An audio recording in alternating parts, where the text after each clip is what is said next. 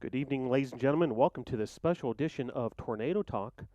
Typically on Monday nights, we're at Dugan's Pub just across the street here from Brevard College, but this Monday we're here at the Boschmer Gymnasium in the Witek Conference Room as we are here at the Boschmer Gymnasium for tonight's Tornado Tip-Off, a Midnight Madness style event where we preview the men's and women's basketball seasons. That'll kick off at 9 p.m. inside the Boschmer Gymnasium. If you're in the area, come on over and enjoy some theatrics as we get ready for the men's and women's basketball season. Tornado tip-off, 9 p.m. at the Boschmer Gymnasium tonight. We've got an exciting show on tap tonight. Head football coach Bill Kyatt, after a big victory for the Tornadoes over LaGrange this weekend. We'll talk to football student athletes Rook Tate and Brandon Unangst. We will talk to assistant athletic trainer Elizabeth Kelly. We'll check in with men's basketball coach Lee Burgess for this preview of the men's basketball season. That'll include student athletes Levi Lamb and Damari Hopper. Head women's basketball coach Donald Hudson, and then women's basketball student athletes Krista Davis and Destiny Williams. Want to thank all of our sponsors: Arby's, Jets Pizza, Holiday Inn Express, Hampton Inn, Ingles, Mission Sports Medicine, Caporium, Pepsi, and our typical home of Tornado Talk, Dugan's Pub. Want to catch up on a few items across the world of Brevard College athletics before we get started with tonight's guest. First, the cycling team opened up its 2019 cyclocross season with several strong results at the NCCX event this past Sunday in Winston-Salem. Dalton Collins wins men's category 4-5 race. Also, two top tens in the men's category 1, 2, and 3 pro event. That was senior Carson Beckett finishing 5th and freshman Tyler Miranda finishing 7th. Women's side, BC racers take 2nd, 3rd, and 4th place. Rachelle Pajot, Michaela Gray, and Emma Schwab 2, 3, and 4 in the women's Cat 3 and 4 event. And in women's 1, 2, and 3, Eliza Tobias finishes 10th.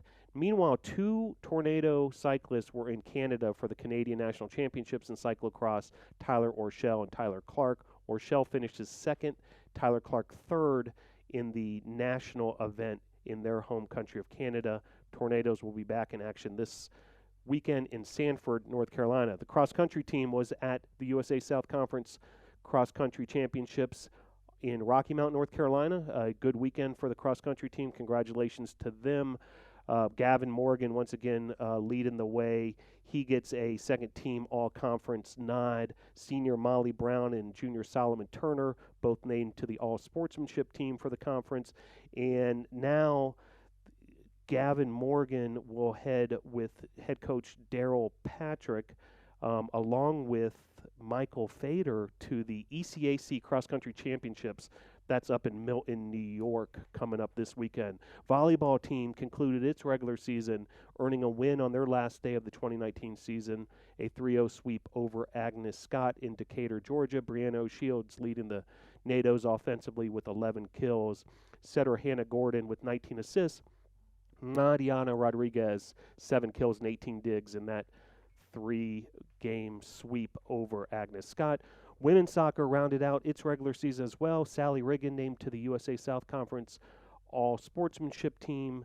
Riggin, a native of Wilmington, had a great season, starting 17 games for the Tornadoes and also scoring a key goal in a win over Wesleyan College.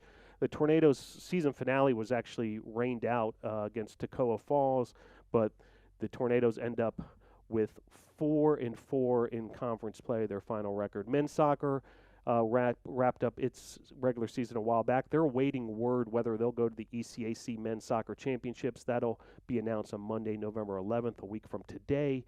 Meanwhile, the Tornadoes had some all-conference honorees, Patrick Hall and João Montero, both awarded USA South Men's Soccer all-conference honors following the Tornadoes' highly successful run during the regular season, and we'll be sure to bring you the news next Monday night on whether they qualified for the ECAC Men's Soccer Championships. And that brings us to football, which is continuing a record-breaking run here, as we're happy to be joined now in this special location here on campus by head coach Bill Kyatt. Coach, thanks for joining the program. Appreciate you having me, Phil. Well, Coach, It's great to have you on these Monday nights after these big wins. A 21-3 victory over LaGrange on the road. The Tornadoes get it done. 7-3 was the score after one quarter. Score after four quarters, 21-3. So after a tight first quarter, really took control of this ball game and closed it out. Overall thoughts on the victory? Well, what I really liked about this victory was we were able to accomplish it without having anyone on our team recognized in the USA South as a player of the week, meaning that it was well balanced throughout all phases of the game. No one really played poorly where another player had to step up and do something. Everyone had their assignments down. They did what they were asked to do. They were able to perform on the field, and it ended in victory for us. I was really proud of these guys that was back-to-back weeks with a long road trip. So we had to do things similar to the way we did it previously heading to Rocky Mount, where we stopped at Coach Justin Peck's high school on a Friday and got some time to get off the bus and exercise and stretch out and run through some last-minute changes and adjustments. And, spent the night in the hotel and turned around. And I wanted these players to make this a statement game, and that's what I had told them. Meaning that they could come out and play from the jump and then never let up. And so you'd seen how things had gone the previous week at Wesley where we jumped ahead and then we allowed the opponent to creep back in. The offense wasn't really doing much and the defense kind of let the foot off the gas. And I didn't want that to happen, and sure enough, they were able to listen to what I said and took it to heart and went out there and played extremely well. That now gives us 3 road victories. So now it's only the second time in the history of the school that we'll have a winning record on the road. We did it 2 years ago, finished 3-2 on the road. And, we're 1 point and 27 seconds away from being undefeated. That's difficult to do at any time as a team, but for us to be so young and to be able to do that on the road, I think that's really tremendous. Coach, before we break down the LaGrange game even further, would like to kind of talk big picture a little more. This was the 5th win of this campaign. The record now 5-2 overall, guaranteeing Brevard's first winning season since 2009. Also, the 5 wins, the most in the past 10 seasons. We've talked about it before on the show, considering where this program has been and the, challenges that you and your staff have faced, just overall what that 5th win means. Well, I'm just truly excited for these players who have worked so hard. There were a few that are still here now that were on the roster in the spring of 2017. So Quentin Jackson, he'll know what I'm talking about, and Brandon Crawford, that in the spring of 2017 was out there with 15 other players, making 17 total players out there in the cold, in the dark, trying to practice and figure out how to run plays with 1 offensive lineman and 2 defensive linemen. But we went from there to recruiting the right kind of human beings. And, I always told my coaching staff, I don't want to hear about their height, their weight, their 40 speed, how much they bench. None of that matters to me, okay? I want to know, can they play football when you watch it? All right, so now we evaluate football, and they know they can play, but what kind of human being they are. And it's important to me to have guys with the highest of character because I trust my staff implicitly. With any assignment that I give them, I trust them for the way we operate around the office, and I expect the same from the players and their teammates so that they can all trust one another. And once you have that trust, whether that be in the locker room or on the football field, you know that you'll be able to excel. But these guys had to go through so much with so little to operate with. They really do have very limited resources, and yet the kids believe so much in what we do, what our ultimate goal is and how we want to get there. And it's because of the character of the players that we have this success. It has nothing to do with the schematics that we're laying out for them to do in the game plan. It ultimately comes down to them and their desire to win, and I couldn't be more proud of them. Now back to that 5th win, the 21-3 victory over LaGrange.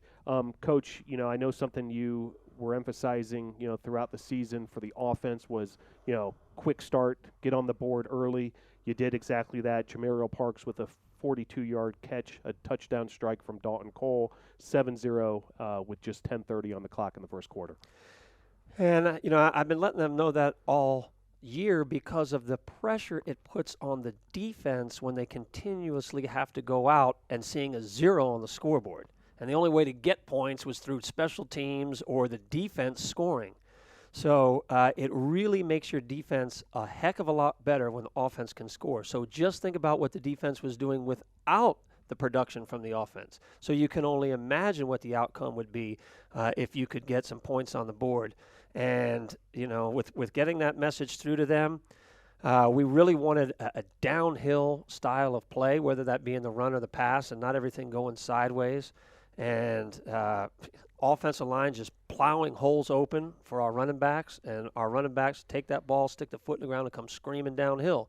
And all of that running that we've been doing over the last several weeks is what allowed the pass to open up, because on that pass to Jamariel Parks, it was actually looking like we were going to run the ball, and then Dalton Cole pulled it out and threw the ball deep down the field when he had sucked in all of the defensive players to stop the run. Now, you mentioned running the ball, 223 total rushing yards, an average of 5.7 yards per rush, a 23-yard touchdown run by Aaron Bennett in the fourth quarter. Cole scores a touchdown run as well. That running game really was clicking on Saturday. And that's a wonderful stat to hear when you're saying it's over 5 yards a carry. I mean, if you think about it, you hand the ball off twice, and that's a first down. So, being able to do that was only an option for us because of the cohesiveness now of this offensive line. They've been working together now all year. It's been the same guys.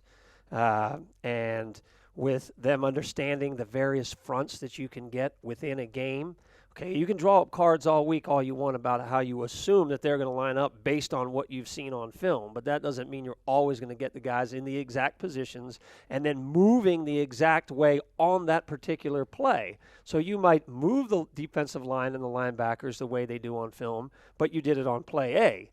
But really, when we ran play B is when they did it. But we didn't practice it that way on B because it's just too many options and variables to practice all of the situations that could arise. So now you have to have the player have an understanding, a very deep understanding of how it all works to be able to play out every scenario, even if they may not have seen that particular scenario. So now that is open, now you still have tight ends, running backs that are having to block for the back. So now they have to know their assignment, but not only know their assignment, come hitting hard. I mean, you can't come into that line of scrimmage timid now because you'll get blown up into the running back. And then finally it comes to the running back understanding the blocking schemes in front of him because he needs to know, as a running back, you need to know what the center's doing, what the right guard's doing, what the right tackle's doing, what the tight end's doing, where the fullback's going. So you can't run the ball the right with having no idea what's going on in front of you. Now, you can, but you're not going to be very successful.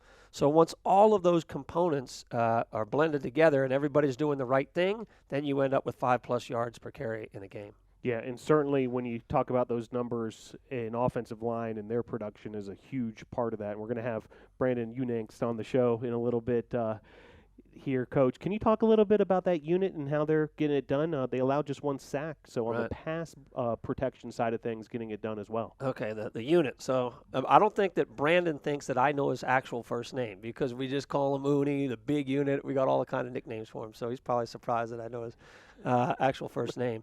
But one thing about Brandon specifically that's great is last year, he's just from around the corner, East Rutherford. So, he played right tackle for us last year, okay? So that protected Dalton Cole's blind side. And now, based on the personnel that we have on our offensive line, we now ask him, after 1 year of learning and understanding and grooming and growing, now we ask him to move to the left-hand side. So this is already difficult enough for me talking to you. I'm used to this show. We're reversed, and I'm always looking that way. So you can imagine for a guy on a football field, now everything's backwards to him. Now the stance is backward. Everything's over here. All his help's inside. So things are a lot different for him. And yet he didn't miss a beat. And for a man that size, I mean, he's a mountain of a man, not everything has to be in a shoebox or a phone booth. Does anybody know what a phone booth is anymore? Probably not. But anyway, a shoebox. But he doesn't have to live in that space. He can get outside and run and move, so we can do a lot with him. So when it comes to pass protection, a lot of times you are isolated one-on-one. And you're going to have oftentimes the best pass rusher because most quarterbacks are right-handed. So now you're going to have that best defensive end playing over there, and he's the guy that has to protect all day long. And then with the rest of the offensive line, I mean, it really starts with Eubanks inside at center, and he's got to make the identification of the defense and make all the calls because neither guard or neither tackle or tight end or running back knows what to do until he starts it off. So he has to make that identification. And then he lets the guards know, Austin Reeves, and says to him what he expect from him. Bargelot on his other side, and Justin Parker, who you've had on the show from our Champions Club out at right tackle. And just let all those guys know exactly how to operate based on what he sees across the ball. And once that communication starts, think about it, it goes straight down the line with guys talking. So if you've ever played the game of telephone, when you whisper in the ear and it goes all the way around the horn, by the time it finishes, it doesn't sound anything like what it started. But these guys have to say the same thing going all the way down with a play clock running down, a defense in their face, yelling at them, barking at them, saying they're going to come get them. So under a lot of duress, you got to play the telephone game and be accurate. Now, we covered the offense, and Brandon, who we're going to have on later, would like to talk about the defense as well, who just continues to be absolutely lights out, not even allowing a touchdown in this game against LaGrange, shutting out LaGrange for the final 3 quarters of the contest. 0 for 4 LaGrange was on 4th down, so 4 different situations where there's turnovers on downs, just 35% efficiency on 3rd down that LaGrange had. 3.8 yards per play was all that they were able to manage. Just overall, before we get to our guest, Rick Tate, the defense and how they continue to perform at this level. Well, what's really great to see is, it's a difficult spot that Coach Jakes is in because, he wants to simplify things for the players so that they can play fast and not make any errors. But if you make it too simple, now the opponent can really take advantage of what you do because you're doing the same thing over and over again. So the art of balance. How can I have enough things to change it up, but at the same time make it simple enough for my players to go out and play fast? And that's what Coach Jakes has been able to do, and his staff, is to set it up where the players can play fast at all times, where they're not doing all the mental gymnastics pre-snap or even post-snap trying to figure out, where do I go, what do I do, is this right? No, I'm not sure. They're just running hard and fast and making great plays.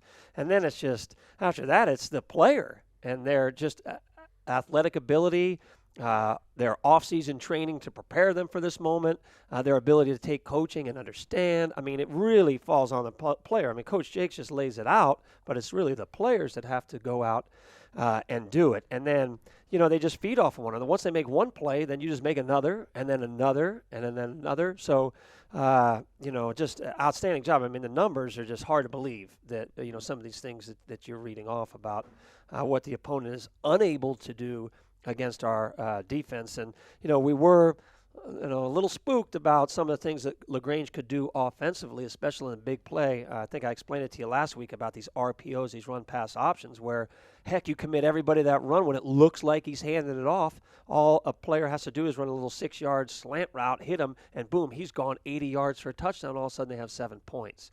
So to be able to contain that offense on the road and everything, just outstanding, truly.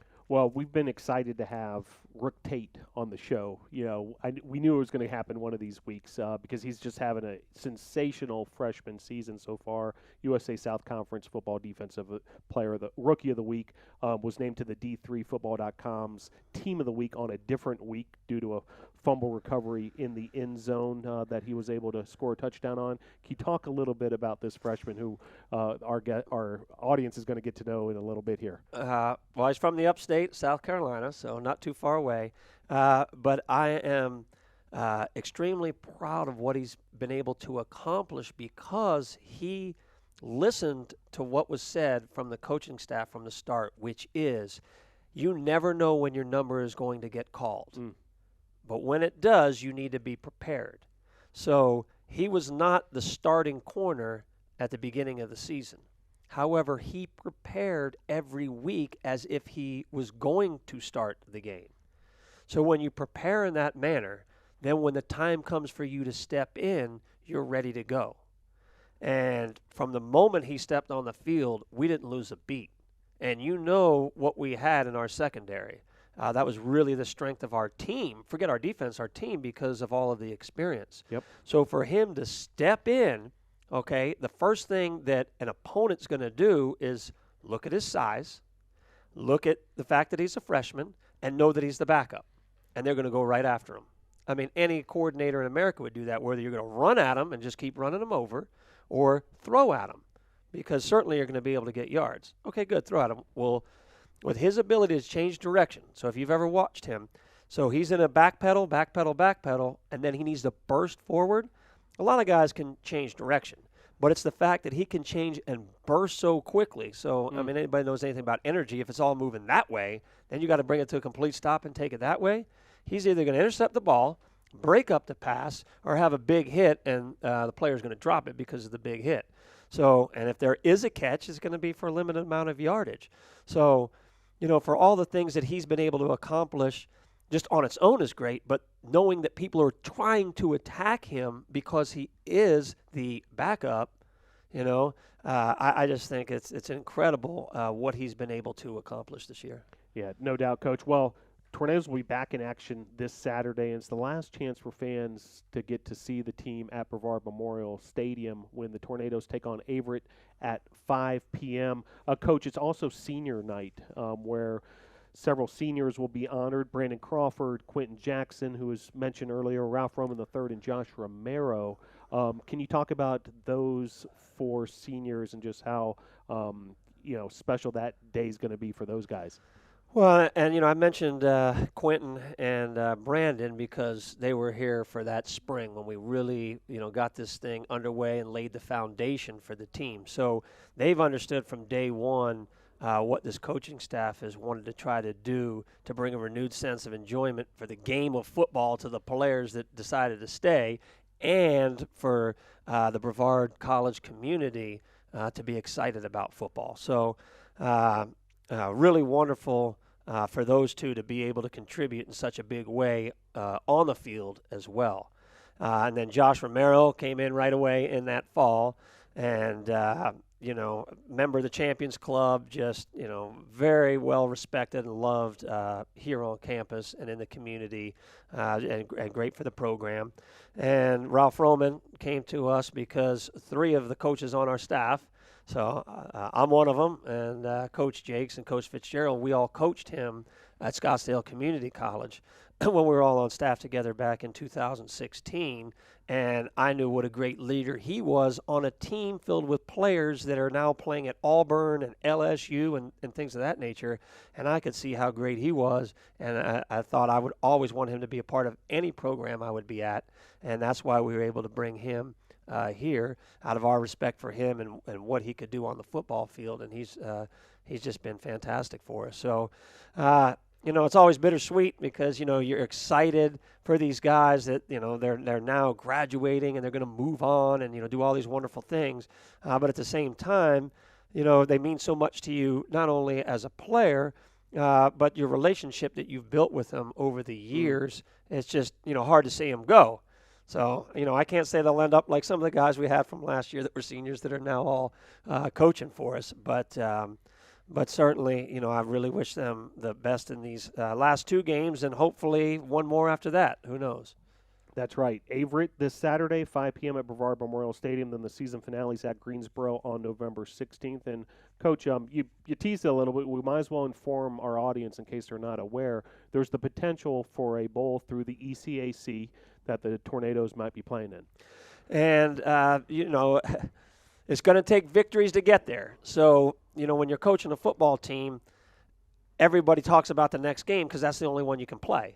But if they don't understand the big picture, if they know the end result, it makes it a lot easier along the way to do things properly to get the desired result. So if that is going to a bowl game, I've had to let them know along the way, hey, here's what you need to do in order to get there, but not overlooking an opponent to get there. So again, there's a lot of work there involved to get the message the right way. But if we can get 2 more wins, then that puts us in really decent shape to end up in a bowl game. And who would have thought 2 years ago that a football team would even be in consideration doing anything other than playing for pride in the month of November? Yeah, so Tornado fans, those who are into kind of the long range planning, that kind of thing, compared to, this one game at a time mentality that these football teams have. November 23rd, you might want to leave that spot blank on your calendar. I have a feeling it'll be a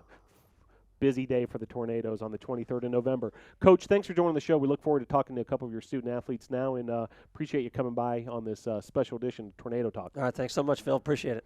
All right, head coach Bill Kyatt as recap that big win, 21-3. Tornadoes taking care of LaGrange in LaGrange, Georgia this past Saturday. And excited to be joined now as they move into our broadcast location. You're watching a special edition of Tornado Talk. We're in the Witek conference room, which is just a gorgeous conference room, sort of like Fortune 500 corporate type boardroom atmosphere, and a beautiful mural behind us of the Western North Carolina mountains. And we're really excited to be joined now by these two guests. To my immediate right is Rook Tate. He's a freshman defensive back from Gaffney, South Carolina. And to my far right is Brandon Unanks from Bostic, North Carolina, the sophomore left tackle. Gentlemen, thanks for joining Tornado Talk. Thanks for having me. Yeah, thanks for having me. All right, Brandon, we'll start with you since, relatively speaking, you're the veteran of this grouping Yes, sir. here. How'd you guys feel, taking care of business at LaGrange this past weekend? It felt great. I feel like as a unit we played really good, and felt good to get the dub. And Rook, from the defensive side, you feel like you guys accomplished everything you set out to do at LaGrange? Yes, sir. Just doing what we coach to do and being disciplined. Well, Rook, I would like to stick with you, and folks, if they follow Tornadoes football, I'm sure they've heard your name already this season. USA South Conference Football Defensive Rookie of the Week, and also D3Football.com Team of the Week member. That happened on 2 different weeks. Coach mentioned it, kind of this next man up mentality. There were some injuries in the depth chart of some of these, superstars in front of you, and you stepped in there and took care of business. What I'd like you to do is think back before that, and that sort of preparation that it took, for you to be ready for that moment. Coach always told us just watch the older guys and watch Quentin Jackson and Andreas Wyatt. Just being disciplined. And Brandon, I'm sure you've seen this in your years of playing football. How a reserve player needs to be ready, for that moment when his number's called. Can you reflect back on any time that maybe you were in that same situation? Probably my sophomore year in high school. Our tackle went down and I had to step in and play. So, yeah. So, yeah, it happens at every level and so forth. Yes, Well, sir. Brandon, would like to talk a little bit more about the O-line and the way you guys are playing. Ran for a ton of yards this Yes, sir. past weekend. So let's start there. Run blocking. Yes, sir. What does it take for a unit to have an effective day of run blocking to pave the way for those running backs? I think it takes all 5 of us to be on the same page and prepared for the day, because it starts off with Eubanks, the center, making calls, telling the guards where to go. And then off that, if it's an outside run, then I make the calls for me and the guard where to go, or me and the tight end. And it's just all of us being on the same page, because if one guy misses a block, then probably not going to get many yards. Now, just 1 sack allowed this game against LaGrange, and Yes, sir. you guys have done a great job in pass protecting for Dalton Cole, Yes, sir. and giving him the necessary time it takes for him to go through his progressions. Yes, sir. Same question, pass blocking. What does it take to do that effectively as a unit? Well, first thing we get to the line, we identify what front they're in, who we got, all that kind of thing, all those kind of things. And it's kind of the same thing, being on the same page as each other, knowing who's got who's back, if somebody blitzes or something, stuff like that. Now, Rook, so much of being prepared for a game on Saturday is the work you guys do during the week. and you have the benefit of having to go up against some very talented wide receivers. Can you talk about just how good these Brevard College wideouts are and how they push you to become a better corner? It just coach tell them to go hard every play, give us a look. I mean, just keep working and nervous. Yeah, just keep on Nervous. grinding, Yeah, keep grinding. you'll continue to get it done. There's no doubt about it. Brandon, Bostic, sir. North Carolina, not all that far. Yes, sir. Striking distance for the family and friends if they want to come on out to Brevard Memorial Stadium this weekend and Mhm. check you out some more. Yes, Can sir. you talk about your journey of how you got, from, Four Cities, North Carolina, from East Rutherford High School in Bostic, North Carolina, to here at Brevard? Well, our senior season had ended, so I was looking where to go, what schools were looking at me, and it kind of came down to the last minute. It was like March or April, and I was like, all right, I got to make a decision where I'm going to go. And I was looking at a few schools. Then out of nowhere, I got a call from Coach Everett Lindsey, and I looked him up. His pedigree is amazing. Played in the NFL for 13 years or whatever, and I'd never really thought about Brevard as a school to go to, but he got me up on a visit a little bit after that, and we talked, and then it was like April, and I decided I wanted to come here. Yeah, you nailed it. The pedigree of this coaching staff is something else. I challenge any Tornado fan to spend an afternoon reading the bios on bctornadoes.com and just seeing all the NFL brand names, throughout the coaching staff. It'll open your eyes for a D3 program. Yes, sir. Rook, before I let you go, I do want to give you the chance to give a shout out to anybody who might be watching or anyone you want to thank for helping you get to this point in your journey. I want to thank my mom, and I want to thank Coach Jakes for just kept keeping an eye on me, kept pushing me, telling me be ready, stay focused, and shout out to the mob, CBs. Yeah, Rook out of Gaffney, South Carolina, Gaffney High School.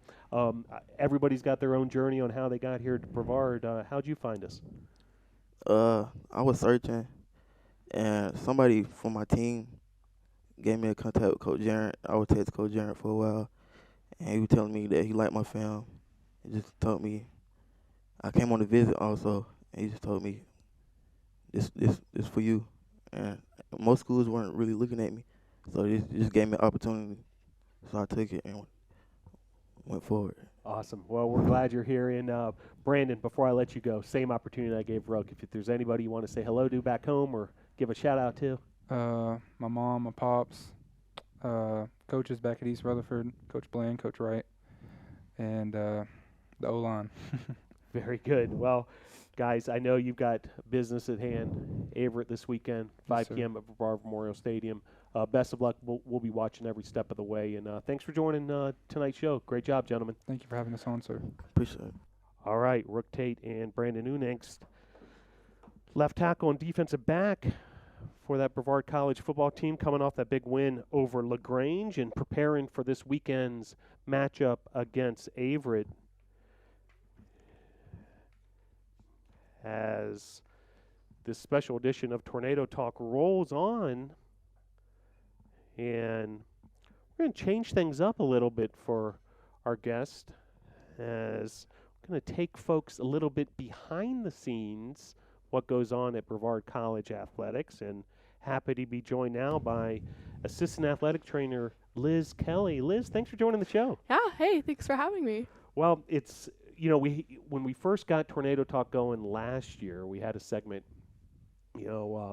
inside the athletic department, behind the scenes kind of thing, and we had your boss Matt Bummer on, but Yeah. it's our first time having one of the athletic training staff in terms of the assistants who handle so many of the sports on the show, and so we thank you letting folks get a little bit behind the curtain what goes on. And do want to start with this because you and I had a bit of a revelation in preparation for this show that I'm willing to claim and put down the flag that you are the only athletic trainer in the country who is responsible for the following sports: Yeah. cycling, climbing, women's lacrosse, track and field, cross country, and women's soccer. I will throw that out to the college athletic universe right I think now. you're right. You're the only one in the nation with that combination of 6 sports. Yeah, Congratulations. thank you. Thanks. So can you talk about that as far as what it's like to juggle those sports? Well, they're all very, very different. So obviously, we have to approach each of those sports and each of those athletes differently and address their individual needs, especially when they get injuries. An injury, like if a cyclist sprains their ankle versus a soccer player spraining their ankle, we're going to treat those two injuries vastly differently just because they have different demands from their sport. Yeah, and I would imagine particularly cycling and climbing have really unique demands that, most Yes. athletic trainers, probably don't get much, of an education, to prepare for. Right. Climbing, has to work their fingers and their toes and things like that. Cyclists, they have these, jaw-dropping crashes where they're flipping over their bike and these Yeah. sort of things. Can you talk about those two sports in particular? Sure. I mean, it's definitely unique working with them just because I definitely don't see them on a daily basis because in order to do their sport, they have to be, on the side of a mountain or, riding their bike through the trails. So it can be challenging to keep up with them, definitely. But I mean, they are doing extreme sports, which is, different than, soccer or lacrosse. So they definitely have different challenges, and it's, important to keep on top of them and make sure that they're staying healthy. Because when things go wrong for them, it can go very wrong. Well, would like folks to get to know your background a little more. And, Sure. what's interesting, you went to Western Carolina University and you have some experience in both climbing and mountain biking, correct? Yeah, so I was on Western's rock climbing team for just a short while. I did have to leave to go to my clinical rotations outside of Western. So I wasn't able to, be on the team for as long as I would like. But it definitely gives me a perspective on working with the climbers, knowing what they actually need to be able to do to be successful. And mountain biking, I've just done that throughout my whole life as a little kid. My dad would take us. And it's just something I've always enjoyed doing. So it's definitely really cool to work with them as a sport. Now, you gained a master's degree from the University of Florida. I'm a University of Yes. Florida grad Go myself. Gators. Physiology and kinesiology with a specialty in athletic training. Yes. Can you tell the folks who might not know those first two big words exactly what that is? Physiology and kinesiology are basically the studies of how the body works and how we move through our daily lives, how we, move through sports, what our kinematics are, our biomechanics, how injuries occur, how can we prevent them, and when people do get hurt, what can we do to help people get better? And of course, that specialty in athletic training is what prepared you for this opportunity here at Brevard College. Yes. Yeah, most definitely. So, can you talk about a little bit about that? If a student's watching this program now and is interested in becoming an athletic trainer, what advice would you give them? Well, we have recently moved to a master's only program. So here moving forward, to be an athletic trainer, you will need to get a master's in athletic training, which I think is something really exciting for our profession. So I would recommend getting your undergrad in a related field that's going to help you, build on, your future degree. Exercise science is a great bachelor's degree to have going into athletic training if you're interested. And I would recommend, if you're interested in athletic training, to come and talk to one of us. I mean, we're more than happy to tell people about the program, what it takes to be an athletic trainer, kind of give you a run through the athletic training room, and give you the best advice that we can give. And you mentioned, exercise science, a very affluent degree here at Brevard College. So, Yes. Certainly if anybody's out there, considering colleges, consider that exercise science program here if indeed you want to go the athletic training route. Now, Matt Bummer is the head athletic trainer. Yes. Caroline Pappin is an assistant along with yourself and Nicole Harshbarger. Yes. You guys work as a team in many Yeah, ways. Can you talk about that as absolutely. far as, hey, it's not just you and worrying about these climbers and these cyclists and these cross-country runners, but you guys, work as a unit in that training room. Right, absolutely. So we kind of operate as a model of a sports medicine team, so that not only includes us, but it also includes our team docs, and resources here on campus. But we do work as a unit just because there are so many athletes and there's only 4 of us. And Caroline might be out at football, but one of the volleyball players comes in. We still have to help that athlete out. So Yeah. we can't be like, oh, you're out of luck, Caroline's not here. Yep. Well, I'm thrilled to have you on the show and be able to expose folks a little bit to what you guys do. You guys don't get enough credit for all the work you do behind the scenes. So thank you on behalf of the entire athletic department for all the hard work your whole team puts to keep our athletes healthy. It's a big part of this whole formula as far as a successful athletic department.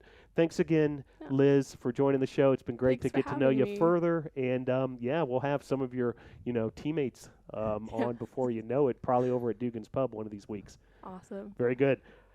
All right, that was Liz Kelly, assistant athletic trainer, going behind the scenes a little bit on this special edition of Tornado Talk as we continue to count down towards tornado tip-off. And join now, making his 2019-2020 debut on Tornado Talk, That's right. Headman's basketball coach Lee Burgess. Yeah. Coach, thanks for joining the program. Absolutely. Glad to be here. Well, a little different setting than what we're used to It over at is. Dugan's Pub, but Yeah. thrilled to be here at the Witek conference room, a gorgeous room and gorgeous piece of art behind us here at on the campus of Brevard College. And the reason we're here is tonight is Tornado Tip-Off, which That's right. signifies really the, from the fan perspective, the start of the season for basketball.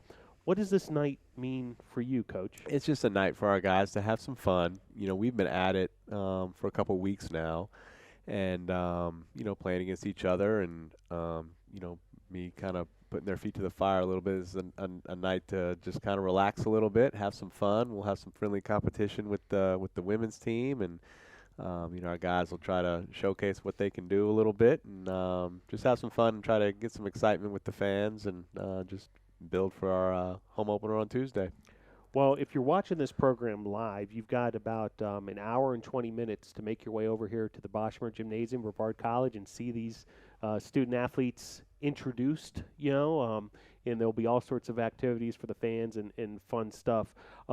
Coach, we're 8 days away from the season opener. Yep. It's a men's doubleheader against Toccoa Falls, which is a great opportunity for the fans to see both programs in action. Can you talk about your team sort of first, big picture as we're counting down the days to that season opener? Yeah, the preseason has been, I think it's been really good. For the first time in a long time, we have an upper class that is, more than one person that has been, in the program for 4 years. You're going to talk to Levi and Damari here, and Gaddafi Turner in that mix as well. We haven't had a senior class where there's been more than one person in it and that group has been in the program for more than 2 years since our current assistant Miles Leathers and Alex Moe were seniors back in probably 2015, 2016. So just having that, having that group be able to lead the guys through preseason has been tremendous and definitely needed. The guys came in pretty good shape, ready to go, which has been good. And now we've spent a couple weeks of practice here just trying to integrate, our new guys into the program, teaching them our style of play, our system on both sides of the floor, and that takes time. We're not there yet. And so fortunately we have, like you said, 8 days to continue to put time in. But our seniors, that 2 of them being in here, our seniors have done a really, really good job of laying a great foundation in the preseason for us to build upon moving forward. I'm glad you mentioned assistant coach Miles Leathers. One of the big news items of the offseason was the hiring of Coach Leathers. Certainly has a great background for the Tornadoes as a player. now, really getting serious as far as his coaching career goes. Can you talk even further about Coach Leathers? Yeah, Miles was part of my first recruiting class when I first got here, he had a great career. He is a very trustworthy individual, high character. Um, he, um, I think, just being able that he has worn the Brevard jersey just provides a certain relatability to the guys that he's coaching that I can't give. I mean, I played in college too, but it wasn't here. He played here, had a great career. I know I've mentioned to you. I think it was in his write up. I mean, as far as I can tell, the only guy to have 1,000 points, 500 rebounds, 250 assists, and 100 steals in a career. That's really, really good. And so having somebody on staff that has those accolades and has been on this campus and lived in these dorms and sat in these classrooms and has eaten in the cafeteria and all that stuff that our guys go through on a day-to-day basis.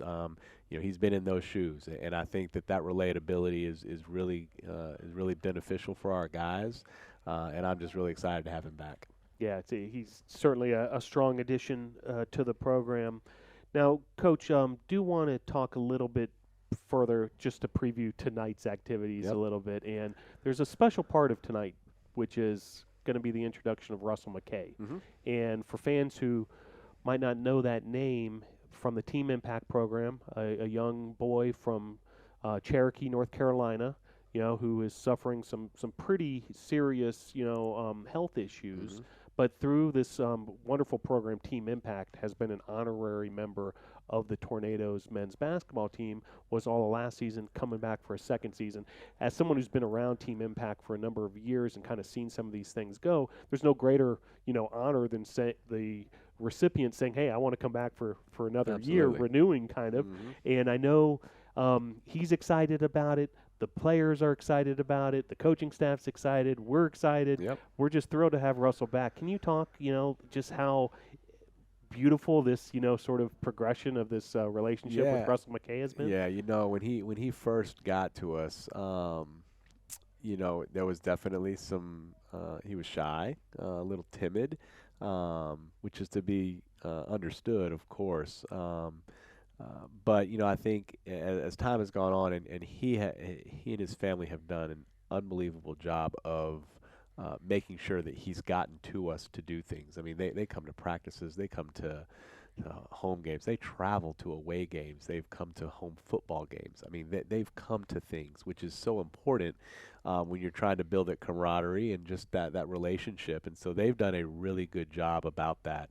And I know that Russell has taken to our guys, and our guys have taken to Russell, and on some some instances where they're not able to make the game, I'll get a video message from Russell's mom, from Russell, just wishing the team good luck, go play hard, and that kind of stuff. And I think that's just great. And Russell is doing better, which is great for us to hear and know that he'll be here tonight, and he's going to run out and be introduced. And our guys don't know this yet. I talked to Russell's mom. I mean, we're going to throw him out there in our inter-squad scrimmage in the last minute. Nice. And let Russell get Yeah, out because there I and know play. he loves to shoot some hoops. Yep. So he's gonna get out there and play for the last minute of our inter-squad scrimmage. I think his mom is gonna kind of do some legwork to make sure he's comfortable with that. But that's our hope, is that he'll get out there and in any situation like this, Team Impact does this to really help out the young boy or the young girl, to give them some. Just a little bit of something special that they can be a part of. But at the end of the day, I mean, it benefits both sides. I mean, our guys have really enjoyed getting to know Russell and watching him progress and get better and feeling better, and just how much he's around is really good for our program too. So it's been a great situation all the way around to have him a part of our program. Yeah, Team Impact, national nonprofit that connects children facing serious and chronic illnesses with local college athletic teams, and it's just been a wonderful relationship. And can't wait for Russell to be a Yeah. member of this year's team. Go teamimpact.org if you want to check out that cause and perhaps contribute to that great nonprofit. Now, Coach, we certainly want to attract fans to come out and see the Tornadoes as often as possible. You can check out the schedule at bctornadoes.com. As we mentioned, it all kicks off on Tuesday, November the 12th versus Toccoa Falls at 7:30 p.m. Yep. If you can put your salesmanship hat on and let folks know why it's worthwhile to come out here at the Boschmer Gymnasium and see these student athletes in action. Well, our guys, they lay it out there whenever they're out there on the floor. I think that people are drawn to that. They see guys out there playing hard. The way we play, you're usually not going to see one person score 35 points. You're going to see, 4 or 5 guys hopefully scoring in double figures. So it's a very team-oriented style of play. We're going to shoot a lot of threes. We've got some good athletes, and hopefully have some instances where we're rocking the rim a little bit. As we continue to put foot in front of foot, and then hopefully that snowballs into a winning streak. But just watching our style of play, I think fans will be drawn to that. We share the ball, we shoot a lot of threes, like I said, and we play hard. And when I think fans in the stands are watching a team out there that is as invested as I think and hope our team will be, that's somebody they want to pull for. And besides daylight savings just happened and it's dark and it's cold outside, so why would you not want to come inside and watch a basketball game? So, well, basketball season has officially arrived. We know that around here at Brevard College when it's tornado tip-off, and that's tonight coming up in just over an hour. Well, Coach, thanks for joining the show. We'll talk to you throughout the 2019-20 season over at Dugan's Pub, and now looking forward to talking to a couple of your student-athletes. Levi Lamb and Damari Hopper coming up next. Thanks for having me, Phil. All right, that was head men's basketball coach Lee Burgess as previewing the 2019-2020 season. And it all gets started tonight for the fans at Tornado Tip-Off, as we're excited, joined by these two as they get settled here at this special edition of Tornado Talk. Joined by Levi Lamb and Damari Hopper. Gentlemen, thanks for joining the show. Glad to be here. Thank you for having me. Great to have you in this special edition. We're like on your turf over here, right? Like, I mean, you guys just kind of roll off the practice court and come on over to this conference room, the Witek conference room, and jump on the radio show. Appreciate you guys joining the show. First of all, tonight, Tornado Tip-Off. It's a fun event. You guys have done a couple of these over the years, but this will be your last one as seniors, right? Yes, sir. Yes, sir. Before we get all sentimental with that kind of stuff, we'll save that to the end of the season with senior day. Can you guys talk about tonight and, what that sort of means for you guys?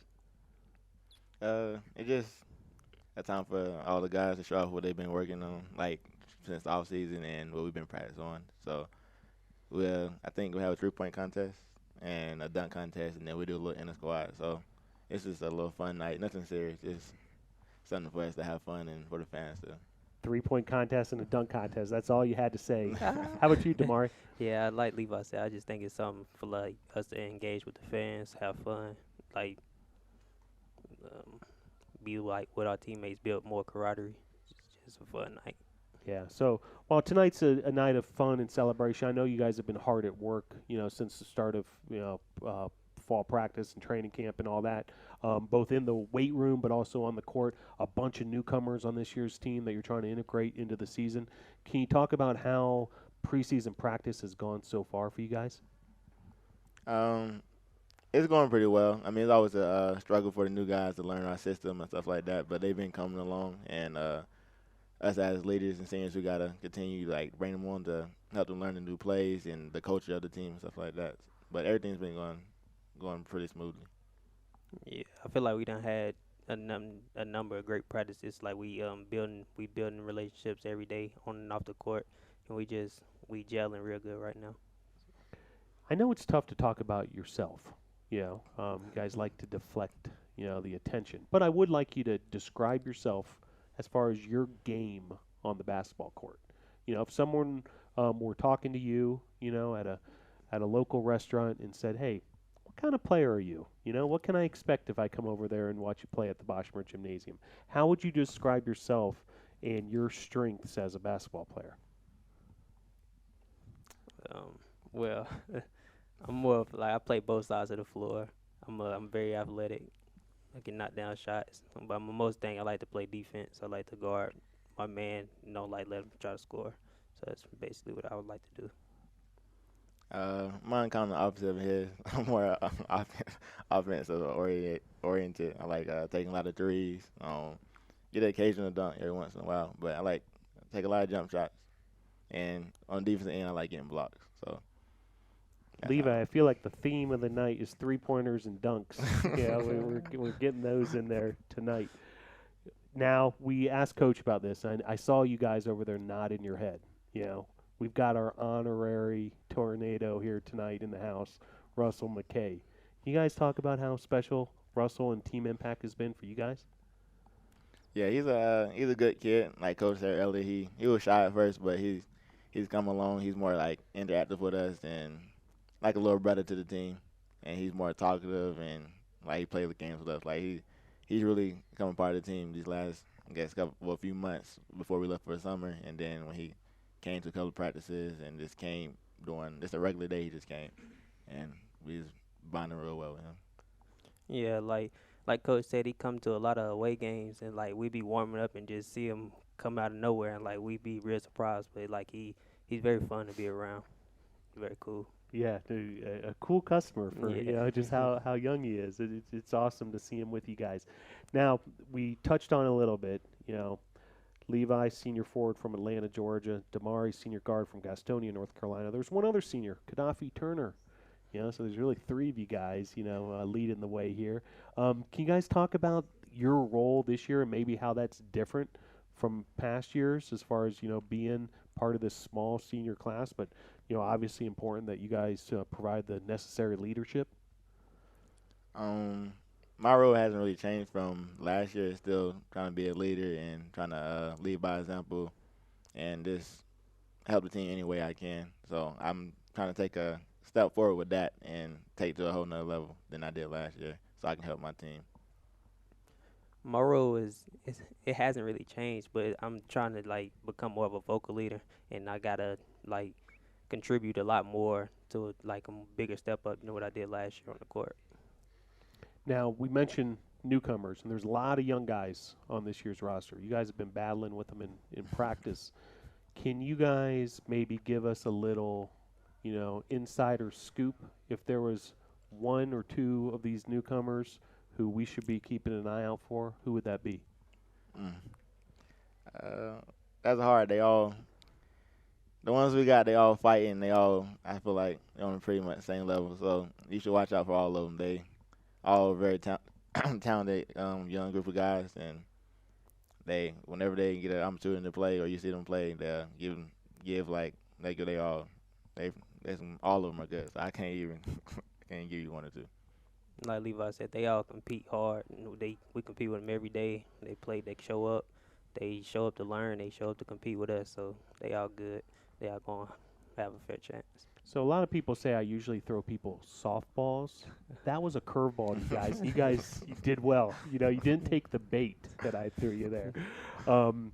Guys, before I let you go, I always like to give you the opportunity to give a shout out to or thank anybody who might be watching in, either live tonight or on replay. Anybody you want to say hello to or thank? You got it. My family, all my brothers and my sister that might be watching, and to KJ who has left, and to Coach LB and Miles. Just thank them for the opportunity to come out here and play basketball. I want to say shout out to my Dukes, my grandma, my brothers, Coach KJ, Coach LB, and Coach Hud over there. Very good. Well, guys, it's a fun night. We're now exactly 66 minutes away from the start of Tornado tip-off. Have fun tonight. Put on a good show for the fans. Sir. We'll be watching it 8 days from now. It really begins with that opener against Toccoa Falls. Thanks for joining the show tonight, gentlemen. Thank you for having us. All right. Thank Levi Lamb and Damari Hopper, two of those men's basketball student athletes preparing for tonight's festivities at Tornado tip-off and preparing for that season opener versus Toccoa Falls. Season opener on November the 12th here at the Boshemer Gymnasium. And part of that season opener, it's a women's and men's doubleheader, and joined now by head women's basketball coach Donald Hudson. Coach Hudson, thanks for joining the show. Oh, yeah, always a pleasure, Phil. Appreciate you having me on. Well, great to have you on, Coach, on this special night, Tornado Tip-Off. There's sort of an electricity around campus and around here at the Boshemer Gymnasium tonight for Tornado Tip-Off. What does it mean for you as the coach of the women's team?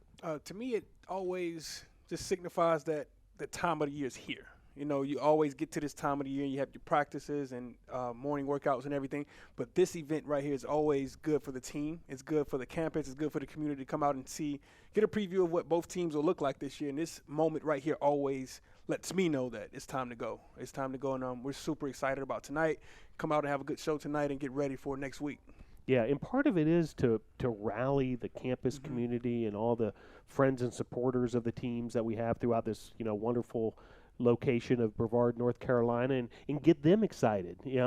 So you guys are going to be doing some things tonight to try to get the student fan base and the overall Tornado Nation going. Yeah, there'll be prizes given out, different games, 3-point shootouts, team shootouts. Both teams have a scrimmage. I think the guys have a nice dunk contest tonight. I'm pretty excited about that. Watch a few of the guys fly around a little bit. Well, Coach, I caught up with you a little bit before the show, and it kind of sunk in when I mentioned, hey, you're entering your fourth season. And it just goes by so fast. It feels like I was just an assistant. I try to stress that to my team as well. Like, this time is going to come and go, and before you know it, it's a memory, and you're looking back at it, and it's gone. So that makes me try to make them understand that, embrace every moment. Every moment. Like, it's been 4 years. It's happened in the blink of an eye. And before you know it, it'll be another 4 years. Hopefully I'm still here. Hopefully you guys are still having me around and everything. Hopefully we can put some wins together. But just embracing every moment. And I love this place. This place has done a lot for me, and I want to give it back.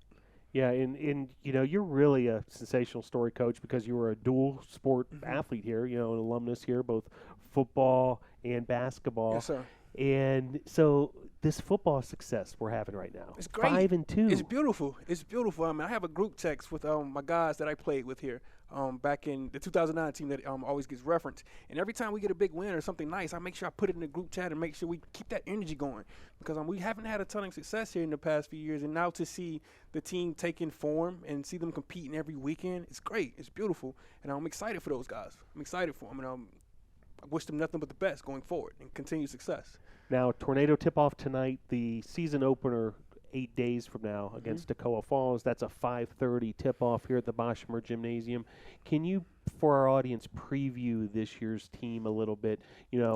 Strengths, perhaps areas of, that needed some improvement, and overall what kind of team you have this year. Okay, for one, every year that I'm at the helm, the first thing I want to be known for is defending the basketball. I really want to make teams work for every plank on the floor. That was something that my mentor told me, Mark Prosser. Try to make teams work for every plank. And I want to do that. I want to make sure when teams come in here or when we go to play opposing teams, they know it's going to be a fight. It's going to be a fight. So we want to build our team on the defensive end first. And offense usually takes a little time to get your rhythm and timing down. But if we can come in and defend every game, defend at a high level, hold opponents to around 60, 62 points, we give ourselves a chance to win every night. So I want that to be a strength. A weakness that we may have, we lost 2 seniors last year that played quality minutes for us, Annalie Bollinger and Jatasha Hollinger. Jatasha just still here with us. She's helping in a managerial role, and Annalie is coaching up at Averett. So replacing those two, that's going to be something that we have to do by committee. Not one player is going to replace those points and that leadership that we got from Annalie. It has to be a collective effort. And we have people stepping into that role. I've been pleased with what I saw in practice first 2 weeks. Of course, things are not where I would like them to be right now. But we got another week to get ready, and we got a really good Toccoa Falls team coming in here. They're much improved. I've watched a few games of them. They've played 4 games already. Wow. 4 games already now. So I've been able to get a little film, and it's not the same Toccoa Falls team that we saw last year. Now, make sure I stress that to the team. This is a totally different team.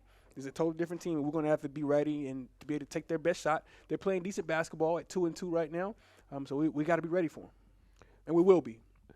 two seniors on this year's team, Elena Perez and Krista Davis. We're going to have Krista on the show in a little bit. Can you talk about those two a little bit and how important it is to have that senior Absolutely. leadership? Absolutely.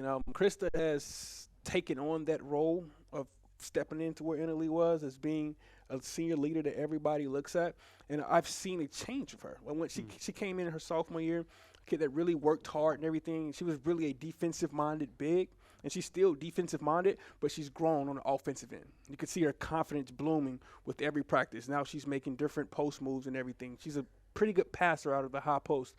She's going to be really good for us. We're really going to depend on her to rebound both backboards and be an anchor down there. Be an anchor for when we occasionally get beat off the bounce. We got her back there to kind of send some shots away and deter some shots and make them contested shots. So really looking forward to a big senior season for her. And with Elena, was a part of my very first recruiting class back in 2016. She played that year for us, but due to some medical things, she had to step away from the game of basketball. But she's now healthy and ready to get back out there with us. And when she came back to me and asked me about the opportunity to rejoin the team, it wasn't a second thought. Come on. I recruited you for a reason. I recruited you for a reason. She's a high-character kid, can do some good things on the floor, and she represents us in the right way. That's a big thing to me. That's big to me. When you have Brevard College women's basketball on your chest, we want to represent ourselves in a great manner, and she definitely does that. So I'm really looking forward to a senior season for those two to enjoy going forward. We want to send them out the right way. They've done good things for this program, and I want to make sure they have a memorable season. Well, Coach, no head coach can do it all himself.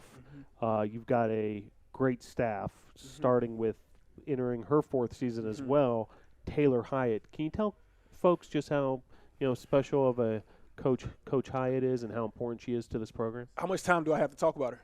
I could go on for days. I know you could, Coach. She's the backbone of this program. She really makes sure that I'm in the right lane. I can get going super fast and get sped up and be over here, be over there. But she's that constant hand that I need. She's that constant hand, and she does a great job of communicating with the girls. Like some things they don't want to talk to me about, they're going to go to her. And if she feels like it's something I need to know, she'll tell me. But if not, if something she can handle, it's fine. But she's been great. Once I got the job, it was not a second thought of who I wanted to call and have as my assistant. I coached her for 2 years, and I knew exactly what I was getting with her. And she's been great. She's been great.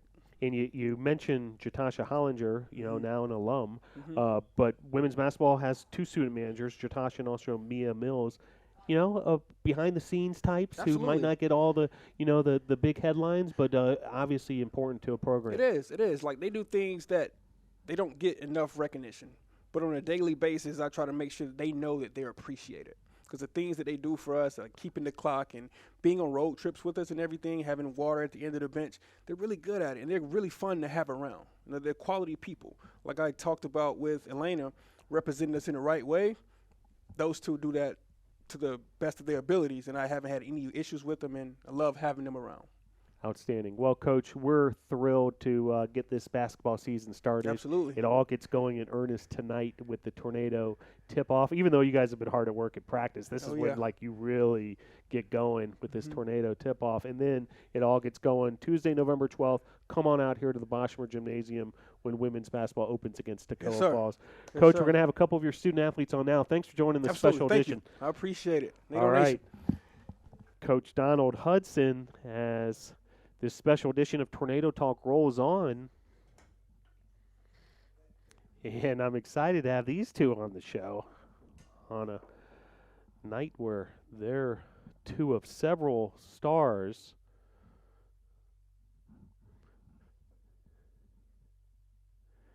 As they get settled in here to our broadcast location.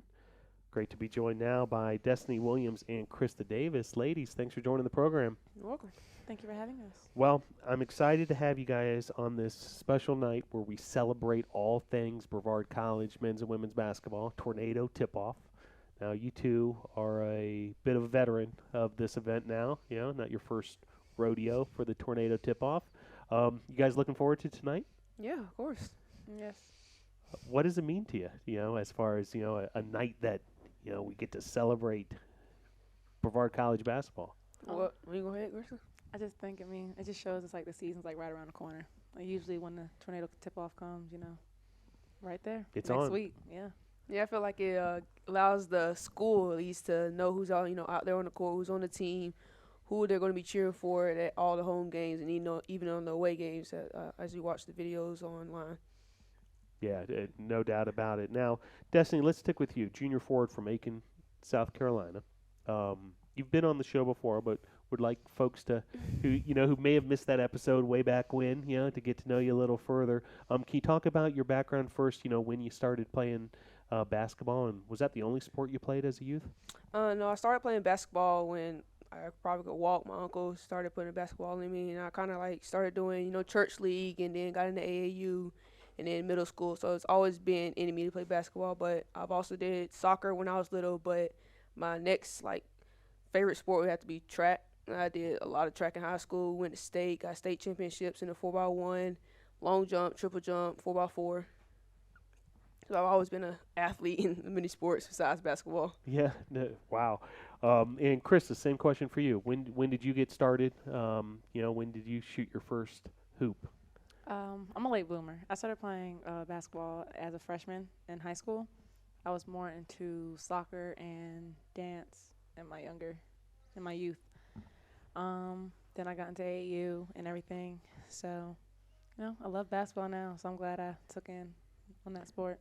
Yeah, no doubt about it. Now, we had your head coach on here, and you caught a little bit of, the end of that interview with head coach Donald Hudson, also assistant coach Taylor Hyatt. Can you talk about those two and, how important then they are in, your development as individuals, but also keeping the team going in the right direction?